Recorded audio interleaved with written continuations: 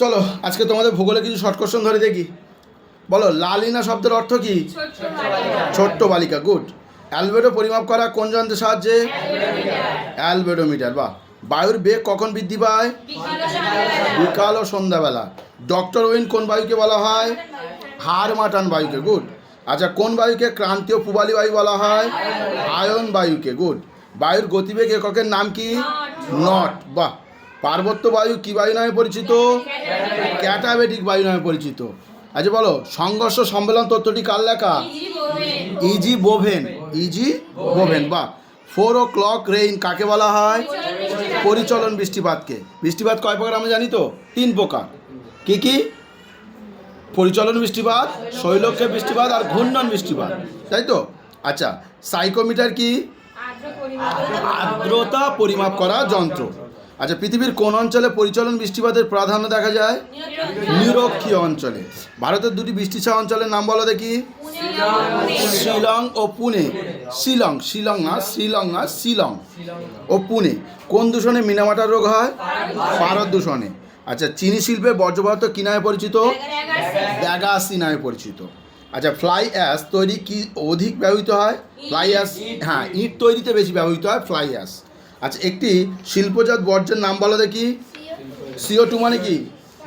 Carbon die oxide. আচ্ছা, CFC একটি কি বর্জ্যের উদাহরণ? গ্যাসীয়। CFC পুরো নাম জানো? Chlorofluoro carbon. এই ক্লোরোফ্লোরো কার্বন এটা হচ্ছে একটা ওজোন গ্যাস, বুঝতে পারছো? ওজোন স্তরকে ধ্বংস করে। আচ্ছা, স্ক্রাবার পদ্ধতির ধরনগুলো কি কি? আর্দ্র ও শুষ্ক স্ক্রাবার। কোন ধাতুর প্রভাবে ব্ল্যাকফুট রোগ হয়? আসলে ব্ল্যাকফুট রোগটা কীরকম জানো? শুনেছো তোমরা? হাত পায়ের তলা আছে চেটে চেটে কালো কালো দাগ হয়ে বসে একদম। আচ্ছা, বিপজ্জনক বর্জ্য ফেলা জায়গাকে কি বলা হয়? সিকিউর ল্যান্ডফিল্ড। আচ্ছা, ইউট্রোফিকেশন মূলত কোন বর্জ্যের প্রভাবে হয়? কৃষিজ বর্জ্যের প্রভাবে। ইউট্রোফিকেশন কি জানো তো? ভুলে গেছো? হ্যাঁ, সাবান, ডিটারজেন্ট বা কোনো বর্জ্য পদার্থ গিয়ে কোথায় জলাশয় বা কোনো দিঘি থেকে মেশে, তার ফলে কী হয়?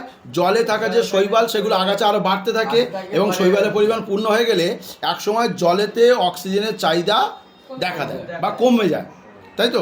এই কমে গেলে কি হয়? জলাজ যে প্রাণীগুলো আছে তারা একসময় মারা যেতে থাকে। একে বলা হয় ইউট্রোফিকেশন।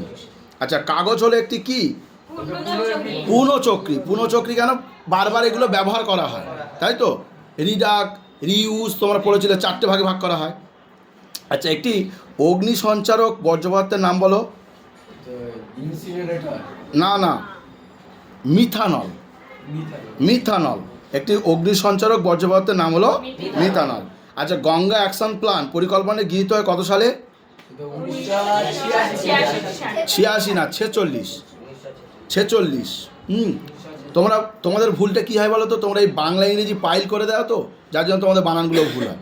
তোমরা অনেক সময় সংখ্যাটা হচ্ছে ভুল লেখো, 4কে 6 বাংলা লিখে দিয়ে ওরা আবার ইংরেজি ধরে ফেলো। 1946 সালে।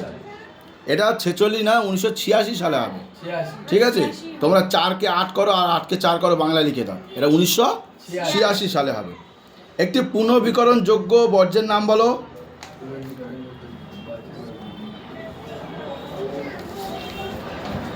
মনে পড়ছে না কারণ? Fly ash. আচ্ছা, উচ্চ তাপমাত্রা বর্জ্য পুড়িয়ে ফেলার যন্ত্রকে কি বলা হয়? ইনসিনেটর। আচ্ছা, নমামি গঙ্গে এই পরিকল্পনায় কি কারণে তৈরি করা হয়েছিল? গঙ্গা দূষণ পরিকল্পনা হিসাবে বা নিয়ন্ত্রণ হিসাবে। আচ্ছা, ধানের খোসা পচে গিয়ে কোন গ্যাস নির্গত হয়? Methane gas. ল্যান্ডফিলের ধোয়া বর্জ্য পদার্থে কি বলে? লিচেট বলা হয়। আচ্ছা, রাজ্যের পুনর্গঠন কমিশন কত সালে গঠিত হয়েছিল? 1953 সালে। ভারতের বৃহত্তম উপহ্রদের নাম কি? চিল্কা হ্রদ। ভারতের দক্ষিণতম পর্বতটির নাম কি?